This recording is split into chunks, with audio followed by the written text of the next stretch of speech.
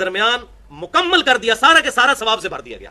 100 دفعہ لا الہ الا اللہ پڑھ لو تو 100 دفعہ سبحان اللہ، 100 دفعہ الحمدللہ، 100 دفعہ اللہ اکبر، 100 دفعہ لا الہ الا اللہ. اچھا اس کی ترتیب میں بھی کوئی مسئلہ نہیں. صحیح مسلم میں ایک حدیث جو میں پہلے بیان کر چکا،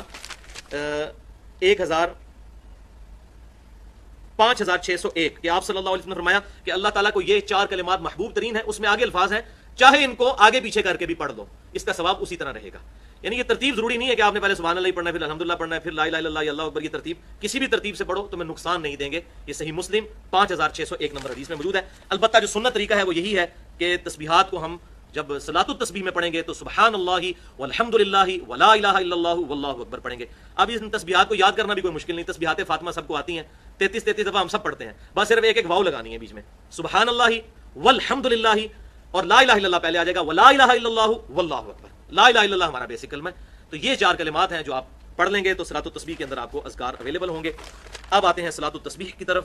ایک دفعہ شوق اور محبت کے ساتھ دروشی پڑھ لیجئے. اللہم صلی علی محمد وعلی آل محمد کما صلیت علی ابراہیم وعلی آل ابراہیم انک حمید مجید.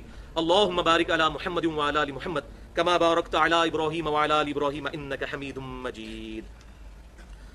بھائیو صلاۃ التسبیح اہل سنت کی بڑی بڑی 4 کتب کے اندر صحیح سند کے ساتھ موجود ہے. سنن نبی داؤد میں انٹرنیشنل نمبرنگ کے مطابق 1297 نمبر حدیث، جامعہ ترمذی میں 481 نمبر حدیث، سنن ابن ماجہ میں 1386 نمبر حدیث اور المستدرک للحاکم میں صحیح سند کے ساتھ 1192 نمبر حدیث. ان 4 کتابوں میں صلاۃ التسبیح کی فضیلت اور اس کا طریقہ موجود ہے. اور اس حدیث کو امام ذہبی رحمۃ اللہ علیہ نے بھی صحیح کہا، امام مسلم رحمۃ اللہ علیہ نے بھی صحیح کہا، امام ابو داؤد رحمۃ اللہ علیہ نے بھی صحیح کہا. اسی طریقے سے امام ابن حجر اسقلانی رحمۃ اللہ علیہ نے بھی صحیح کہا. اور دور حاضر میں بڑے بڑے جو علماء ہیں، شیخ احمد شاکر رحمۃ اللہ علیہ، شیخ البانی رحمۃ اللہ علیہ اور شیخ زبیر علی زئی رحمہم اللہ اجمعین، تمام کے نزدیک یہ حدیث صحیح ہے. اور آپ حیران ہوں گے یہ ان چند احادیث میں سے ہے جن احادیث کے دفاع پر محدثین نے پوری پوری کتابیں لکھی ہیں. کیونکہ کچھ لوگوں کو یہ حدیث ہضم نہیں ہوئی کہ اتنی بڑی فضیلت کیسے ہو سکتی ہے ایک نماز کی. اور میں سمجھتا ہوں ہو سکتی ہے، یہ نماز شیطان پڑھنے ہی نہیں دیتا. تو کچھ لوگوں نے اس پہ جرح کی تو محدثین نے مستقل کتابیں لکھی اس حدیث کے دفاع پر. لہذا الحمدللہ اہل سنت کے تمام محدثین کا، جو بڑے بڑے محدثین ہیں ہمارے اسلاف، ان کا اس پر اتفاق ہے کہ حدیث بالکل صحیح سند کے ساتھ موجود ہے. اور خصوصاً امام ابو حنیفہ رحمۃ اللہ علیہ کے جو شاگرد خاص ہیں اور امام بخاری رحمۃ اللہ علیہ کے دادا استاد ہیں سیدنا عبداللہ ابن مبارک رحمۃ اللہ علیہ المتوفى 181 ہجری، جو بہت بڑے محدث ہیں، وہ اس حدیث جو صلاۃ التسبیح ہے اس کے کافی وہ ڈیفینڈر ہیں اور اس کے سارے مسائل جامعہ ترمذی میں ان سے نقل کیے گئے ہیں. امام ترمذی نے ایک واسطے سے، وہ امام ترمذی کے بھی پردادا استاد ہیں کیونکہ امام بخاری امام ترمذی کے استاد ہیں اور عبداللہ ابن مبارک امام بخاری رحمۃ اللہ علیہ کے دادا استاد ہیں. بخاری اور مسلم میں ان سے حدیث ہیں. لہذا 481 نمبر حدیث جامعہ ترمذی میں عبداللہ ابن مبارک سے لی انہوں نے سارے مسائل صلاۃ التسبیح کے سمجھنے کے لیے. وہ آج انشاءاللہ ساتھ ڈسکس بھی ہو جائیں گے. بھائیو امام کائنات سید الاولین والآخرین شفیع المذنبین رحمۃ للعالمین سیدنا و مولانا امام اعظم محمد رسول اللہ صلی اللہ علیہ وسلم نے اپنے چچا عباس ابن عبد المطلب رضی اللہ تعالی عنہ کو مخاطب کر کر ارشاد فرمایا. حدیث کا ریفرنس میں پہلے دے چکا 4 کتابوں سے. اب ورڈ بائی ورڈ، لفظ بائی لفظ میں یہ الفاظ پڑھنے لگا ہوں تاکہ آپ کو اس کا ٹیسٹ بھی فیل ہو. آپ صلی اللہ علیہ وسلم نے اپنے چچا سے فرمایا، چچا جان کیا میں آپ کو کچھ عنایت نہ کروں؟ کیا میں آپ کو کوئی تحفہ پیش نہ کروں؟ کیا میں آپ کو اس عمل کی وجہ سے 10 خصلتوں والا اچھا انسان نہ بنا دوں؟ یہ 10 خصلتیں اس میں آ جائیں گی، جوڑوں کی شکل میں 5 جوڑے آئیں گے اور وہ 10 خصلتیں بن جائیں گی. میں گنتا جاتا ہوں. تو پھر آپ صلی اللہ علیہ وسلم نے ارشاد فرمایا کہ جب اے چچا جان آپ یہ عمل کر لیں گے تو نمبر 1 اللہ آپ کے اگلے اور پچھلے، نمبر 2 پرانے اور نئے، نمبر 3 جان بوجھ کر کیے یا انجانے میں کیے، نمبر 4 چھوٹے اور بڑے کبیرہ بھی، اور نمبر 5 چھپے ہوئے اور ظاہر تمام گناہ معاف کر دے گا. اب یہ 5 جوڑیاں آئیں اور 10 خصلتیں جو آپ صلی اللہ علیہ وسلم نے ارشاد فرمائی تھی وہ اس میں پوری ہو گئی. الحمدللہ.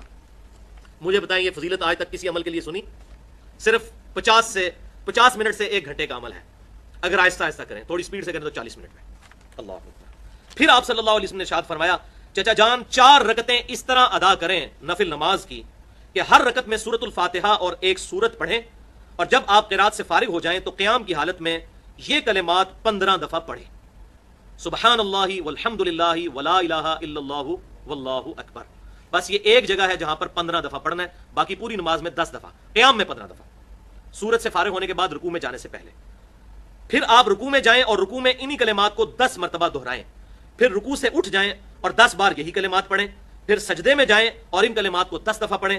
پھر سجدے سے سر اٹھائیں، یعنی دونوں سجدوں کے درمیان جو جلسہ ہے اس میں 10 مرتبہ پڑھیں، پھر دوسرے سجدے میں جائیں اور اس میں 10 مرتبہ اس تسبیح کو پڑھیں، پھر سجدے سے سر اٹھائیں اور قیام میں جانے سے پہلے یعنی جلسہ استراحت کے اندر دوسرے سجدے کے بعد پھر بیٹھ جائیں، جو ہم بیٹھتے ہیں لیکن عام نمازوں میں اس میں کچھ تسبیحات نہیں پڑھی جاتی، لیکن صلاۃ و تسبیح میں اس دوسرے جلسہ استراحت میں یہ 10 دفعہ پڑھیں گے، تو یہ کل ایک رکعت میں 75 مرتبہ ہو جائیں گے۔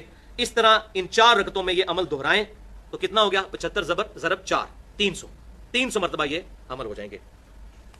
اور پھر آپ صلی اللہ علیہ وسلم نے پھر 5 باتیں ارشاد فرمائی۔ چچا جان ہو سکے تو یہ نماز روزانہ ادا کریں، اگر روزانہ نہ ادا کر سکیں تو ہر جمعے کو ادا کر لیں، ہر جمعے کو ادا نہ کر سکیں تو ہر مہینے میں ایک مرتبہ ادا کر لیں، اگر ہر مہینے نہ پڑھ سکیں تو ہر سال میں ایک مرتبہ، اور اگر سال میں ایک مرتبہ بھی نہ پڑھ سکیں تو چچا جان زندگی میں ایک دفعہ اس نماز کو ضرور پڑھیے گا۔ اللہ اکبر۔ آپ اندازہ کریں، آپ کی طرح ترغیب کا انداز دیکھیں، روزانہ نمبر 1، نمبر 2 نہیں پڑھ سکتے تو جمعے کے جمعے، نمبر 3 مہینے کے مہینے، نمبر 4 سال میں ایک مرتبہ۔ اب رمضان شریف کا مہینہ ہے، اس میں تو ہمیں توفیق ہو جانی چاہیے سال میں ایک مرتبہ، اس کیٹیگری میں تو ہم فال کر ہی جائیں کہ سال میں ایک دفعہ، یا رمضان کے ہر جمعے میں پڑھ لیں، سال میں ایک دفعہ، نہیں تو کہا کہ زندگی میں چچا ایک دفعہ نماز یہ ضرور پڑھ لینا۔ کیا انداز ہے ترغیب کا، الحمدللہ۔ اب اسی کانٹیکسٹ میں آخر میں صلاۃ و تسبیح سے ریلیٹڈ 8 صحیح احکام و مسائل بیان کروں گا، تاکہ اس میں جو اختلافی مسائل ہیں وہ بھی کور ہو جائیں، جو کیوریز ہیں وہ بھی ریزالو ہو جائیں، لیکن ایک دفعہ طریقے کو رپیٹ کر لیتے ہیں۔ قیام کی حالت میں ہم نے 15 دفعہ رکوع میں جانے سے پہلے یعنی سورت ملانے کے بعد اس کو پڑھنا ہے، سبحان اللہ والحمد للہ ولا الہ الا اللہ واللہ اکبر۔ اس کے بعد رکوع میں جانے کے بعد رکوع کی تسبیحات پڑھنے کے بعد وہ آگے آ بھی جائے گا، 10 دفعہ پڑھنا ہے۔ کتنے ہو گئے؟ 25۔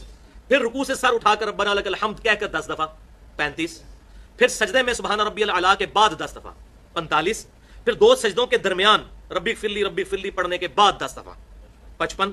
پھر دوسرے سجدے میں سبحان ربی الاعلیٰ کے بعد 10 دفعہ، 65۔ پھر دوسرے سجدے سے سر اٹھا کر پھر بیٹھ جاتے ہیں جلسہ اس طرح جس کا بخاری میں حکم ہے 6251 نمبر حدیث میں، تو یہ ہو جائیں گے پھر 75 مرتبہ، جب ادھر بھی 10 دفعہ پڑھ لیں گے۔